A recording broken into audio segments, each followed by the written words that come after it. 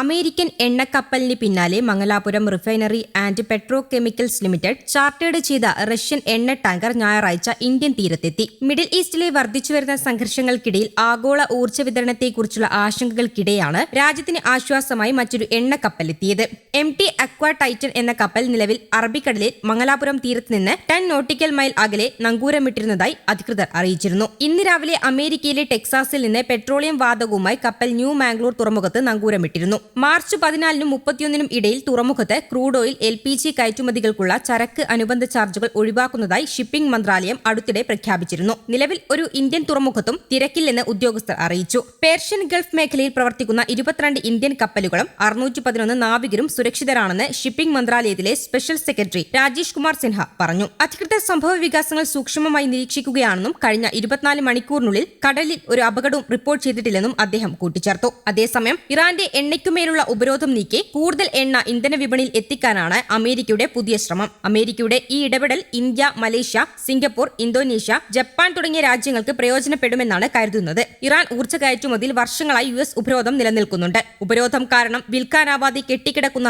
Iranian എണ്ണയ്ക്കുമേലുള്ള ഉപരോധം വെള്ളിയാഴ്ചയാണ് US treasury വകുപ്പ് താൽക്കാലികമായി നീക്കിയത്. ഈ എണ്ണ വടക്കൻ കൊറിയ, ക്യൂബ, റഷ്യ പിടിച്ചടക്കിയ യുക്രൈൻ ഭാഗങ്ങൾ എന്നിവിടങ്ങളിൽ ഒഴികെ വിൽക്കാനാകും. മാർച്ച് 20 വരെ കപ്പലുകളിൽ ലോഡ് ചെയ്ത എണ്ണയ്ക്കാണ് ഈ ലൈസൻസ് ബാധകം. ഇത് ഏപ്രിൽ 19 വരെ പ്രാബല്യത്തിലുണ്ടാകുമെന്നാണ് US ട്രഷറി ഉത്തരവിൽ പറയുന്നത്. കഴിഞ്ഞയാഴ്ച റഷ്യൻ എണ്ണയ്ക്കുമേലുള്ള ഉപരോധം അമേരിക്ക ലഘൂകരിച്ചിരുന്നു. അതിനു പിന്നാലെയാണ് ഈ നടപടി. ട്രഷറി സെക്രട്ടറി സ്കോട്ട് ബെസന്റ് വ്യാഴാഴ്ച തന്നെ ഈ തീരുമാനത്തെക്കുറിച്ച് സൂചന നൽകിയിരുന്നു. ഉപരോധം നീക്കുന്നത് വഴി 140 ദശലക്ഷം ബാരൽ ക്രൂഡ് ഓയിൽ എണ്ണ വിപണിയിൽ ലഭ്യമാകുമെന്നാണ് അദ്ദേഹം പറഞ്ഞത്. ഉപരോധം നീക്കുന്നതുകൊണ്ട് ഇറാന് വലിയ സാമ്പത്തിക നേട്ടമൊന്നും ലഭിക്കില്ലെന്ന് ബെസന്റ് എക്സ്പോസ്റ്റിൽ വ്യക്തമാക്കി. ഇങ്ങനെ എണ്ണ വിൽക്കുന്നതിലൂടെ ഉണ്ടാകുന്ന വരുമാനം ലഭ്യമാക്കുന്നതിൽ ഇറാൻ ബുദ്ധിമുട്ടുമെന്ന് സ്കോട്ട് ബെസന്റ് പറഞ്ഞിരുന്നു. അന്താരാഷ്ട്ര സാമ്പത്തിക വ്യവസ്ഥയിലേക്ക് പ്രവേശിക്കാനുള്ള ഇറാന്റെ ശേഷി ഇല്ലാതാക്കുന്നതിൽ പരമാവധി സമ്മർദ്ദം തുടരുമെന്നും ബെസന്റ് കൂട്ടിച്ചേർത്തു. എന്നാൽ ഇറാൻ എണ്ണയുടെ ഉപരോധം നീക്കുന്നത് ഇന്ധന വിപണിയെ എത്രമാത്രം സഹായിക്കുമെന്ന കാര്യത്തിൽ അവ്യക്തതയുണ്ട്. ഉപരോധം പരിമിതമായി നീക്കുന്നത് ആഗോള വിലയെ എങ്ങനെ ബാധിക്കുമെന്ന കാര്യത്തിൽ വ്യക്തതയില്ല. നിലവിൽ അമേരിക്കൻ ഉപരോധം വെട്ടിച്ച്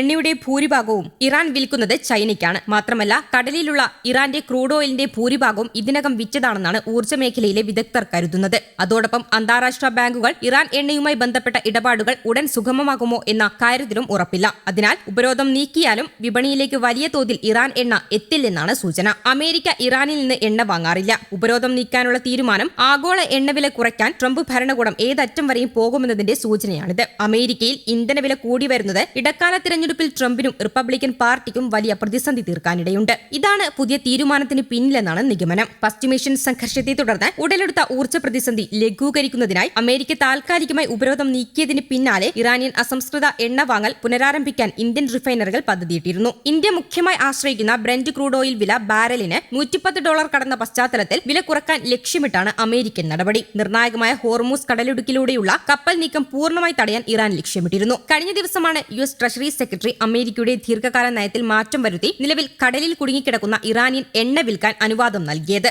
ലോകത്തിലെ എണ്ണയുടെയും വാതകത്തിന്റെയും 20% കടന്നുപോകുന്ന ഹോർമൂസ് കടലിടുക്കിലൂടെയുള്ള എണ്ണ ടാങ്കറുകളുടെ നീക്കം ഇറാൻ തടയുന്ന പശ്ചാത്തലത്തിലാണ് അമേരിക്ക ഇളവ് അനുവദിച്ചത്. സമാനമായ ഇളവ് ലഭിച്ചതിന് ശേഷമാണ് റഷ്യൻ എണ്ണ ഇറക്കുമതി ചെയ്യുന്നത് ഇന്ത്യ പുനരാരംഭിച്ചത്. ഇതിന് പിന്നാലെയാണ് ഇറാനിയൻ എണ്ണ വാങ്ങുന്നതിന് അമേരിക്ക ഇളവ് പ്രഖ്യാപിച്ചത്. ഇതോടെ ഇന്ത്യയിലെ റിഫൈനറികൾ ഇറാനിയൻ എണ്ണ വാങ്ങാനുള്ള നീക്കം ആരംഭിച്ചതായും റിപ്പോർട്ടുകൾ വ്യക്തമാക്കുന്നു. ഇന്ത്യയിലെ 3 കമ്പനികളാണ് ഇറാനിയൻ എണ്ണ വാങ്ങാൻ പദ്ധതിയിട്ടിരുന്നത്. ഇത് സംബന്ധിച്ച് കേന്ദ്ര സർക്കാരിന്റെ നിർദ്ദേശങ്ങൾക്കായി കാത്തിരിക്കുകയാണ് കമ്പനികൾ. അതേസമയം പണമടയ്ക്കൽ ഉൾപ്പെടെയുള്ള കാര്യങ്ങളിൽ സർക്കാർ ട്രംപ് ഭരണകൂടത്തിൽ നിന്നും വ്യക്തത തേടി. 2018 US ഉപരോധം ഏർപ്പെടുത്തുന്നതിന് മുൻപ് ഇന്ത്യ ഇറാനിയൻ അസംസ്കൃത എണ്ണയുടെ പ്രധാന ഉപഭോക്താക്കളായിരുന്നു. ഇന്ത്യയുടെ മൊത്തം എണ്ണ ആവശ്യകതയുടെ ഏകദേശം 11.5% ഇറാനിയൻ ക്രൂഡ് ഓയിൽ ഇറക്കുമതി ചെയ്തായിരുന്നു പരിഹരിച്ചിരുന്നത്. ഈ മാസം ആദ്യം അമേരിക്ക 30 ദിവസത്തെ ഇളവ് പുറപ്പെടുവിച്ചതിന് ശേഷം ഇന്ത്യൻ റിഫൈനറികൾ ഇതിനകം തന്നെ റഷ്യൻ എണ്ണ വാങ്ങുന്നത് വർദ്ധിപ്പിച്ചിട്ടുണ്ട്. ഇന്ത്യ ഇതിനകം ഒരാഴ്ചയ്ക്കുള്ളിൽ 30 ദശലക്ഷം ബാരൽ എണ്ണയാണ് ഇറക്കുമതി ചെയ്തത്.